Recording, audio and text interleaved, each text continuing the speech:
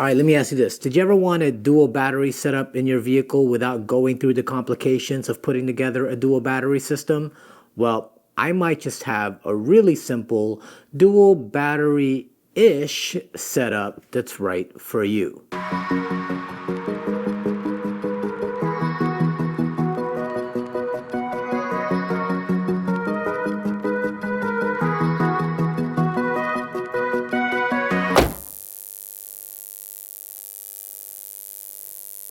Now I know that a lot of you probably run power banks like I used to before I had a dual battery setup in the Jeep, and power banks are great. They're pretty much going to power everything that you need at camp. The only downside about power banks is that eventually they are going to die, and when they start to get low in power, you have a couple of options of charging them back up. You can charge them back up with solar. However, if you're in an area that doesn't have a lot of sun, then you're not really going to get much that way. The second option is to plug it up to your vehicle so that while you're hitting the trails or you're in motion, then the vehicle can charge your battery bank back up again. But as you might know, charging a power bank back up using a 12-volt socket like this takes a pretty long time, especially when you have a pretty large capacity power bank just like this Elite 200 V2. In fact, I'm going to turn on the vehicle right now and we're going to see just how much this 12-volt socket here will charge this thing back up again. So with just a 12-volt socket and the vehicle turned on, we're pulling in right around 50 watts of power, which isn't so bad. However, if your battery is really low and you're coming up from like 30%, pulling in just 50 watts is going to take a pretty long time, which means you're going to have to be driving around for a pretty long time to get this all the way back up to 100%.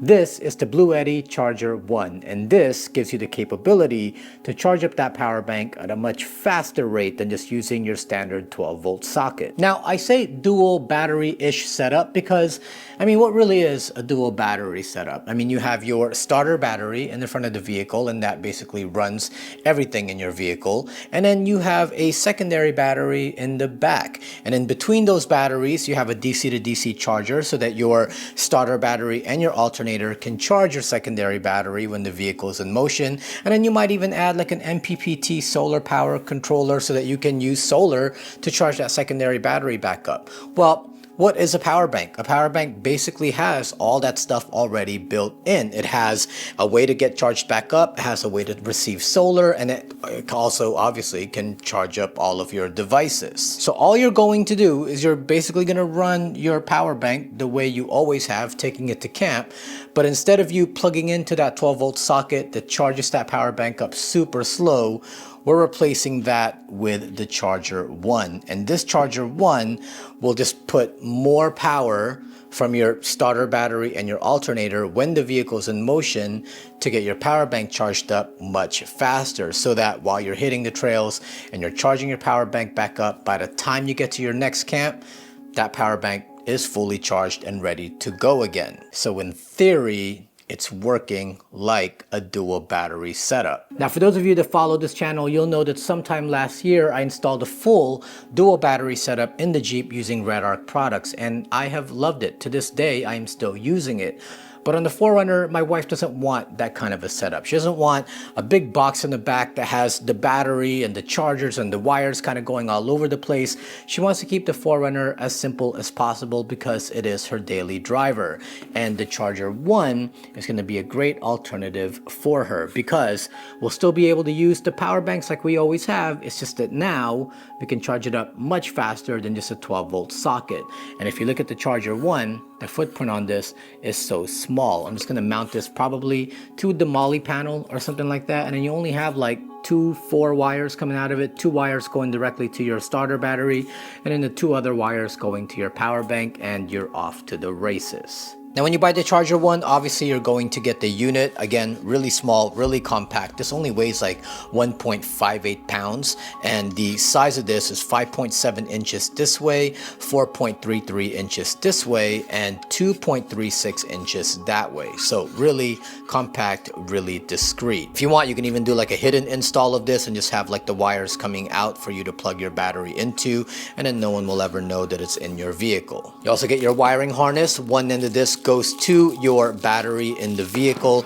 So this end right here, positive and negative to your starter battery, and then the other end plugs up into the input of the charger 1 right here. So this plugs right into there, and this has a built-in cutoff switch slash circuit breaker. If there's a short, this thing will trip, or you can just keep it turned off when you're not using it and then turn it on when you're about to charge. You also get this connector here which plugs into the output of your charger 1, and the other end of that has these kind of connectors for you to plug your power bank into. Most major power banks like Jackery, Anker, Bluetti obviously have like their connectors like this, and you just plug it up and then that'll start to charge your power bank up that way. You get a bag of mounting hardware and then obviously your instructions. So let's go ahead and get this installed. Should be easy. You just cursed yourself. Okay, so the first thing is to get the wires plugged into the unit. Just open the cover and loosen the screws with the included Allen key and the wires will plug right in. The wiring harness going to the battery will go to the input side of the charger 1. Now don't do what I did here where I put the wrong wire into the wrong port. Remember, red is positive and black is negative. But don't worry, I fixed it when I realized my mistake. Now onto the output side, same thing, red to positive and black to negative. This is the connector that you plug into your power bank cables into. And finally, I'm just attaching the wires to the vehicle's battery.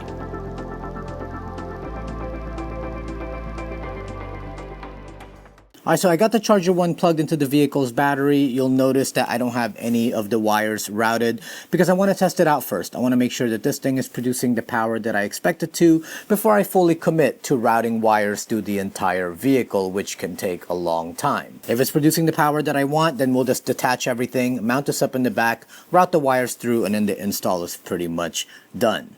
Now, instead of using the 12-volt socket that you would normally use to charge this thing back up with in the vehicle, we're going to be using the solar charger cable instead because it has those connectors that we need.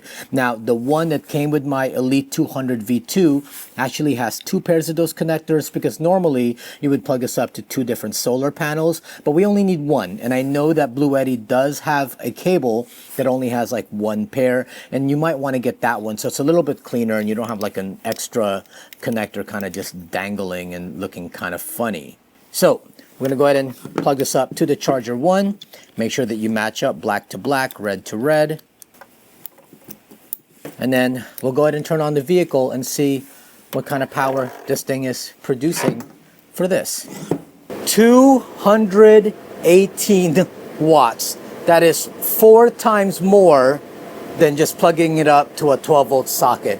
That's pretty significant. See, it's kind of like having a dual battery setup without all the dual battery equipment that you're going to need. Now, my only huge concern that I see is that on the other end of this that goes to the battery, there isn't like a fuse or anything like that. Like, I know you have the circuit breaker here, but that's close to this unit and not close to the battery. So I have to see if there's something that needs to go on the other end because they didn't give me anything else for that. This is basically unprotected from the unit all the way to the battery, which is a pretty long cord, as you can see. And you need something to protect shorts closer to the battery. So I'm gonna take a look at that and see what it is I need to do on that end. Now I won't bore you with details on how I routed the wires to the vehicle.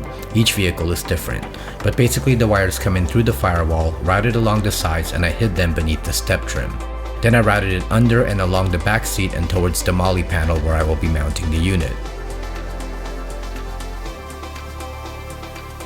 Then it was just a matter of plugging the wires back in and double checking this time to make sure I was using the correct ports. Here you'll notice I'm plugging the positive wire to an existing circuit breaker I already had from my switch pod because I'm really uncomfortable with not having some sort of protection near the battery. This is a 50 amp circuit breaker and should be able to handle both my switch pod and charger 1. This is only temporary though until I hear back from Bluetti as to why there's no sort of protection near the battery. If anything, I might add a 10 amp maxi fuse later down the line. I'll make sure to update you once I hear back, hopefully before this video comes out. But otherwise, that's the whole install in a nutshell.